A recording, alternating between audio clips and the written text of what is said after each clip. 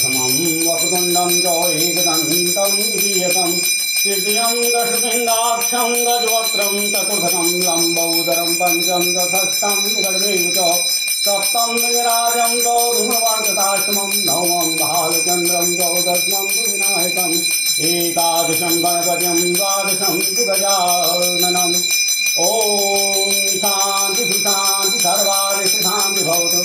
ओम लक्ष्मीनारायणाभ्यां नमः। ओम उमामहेश्वराभ्यां नमः। ओम वाणी गर्भाभ्यां नमः।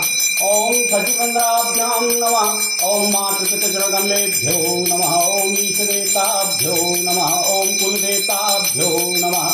ओम स्थानदेवताभ्यो नमः। ओम वासुदेवताभ्यो नमः। ओम नारायणदेवताभ्यो नमः। ओम बाला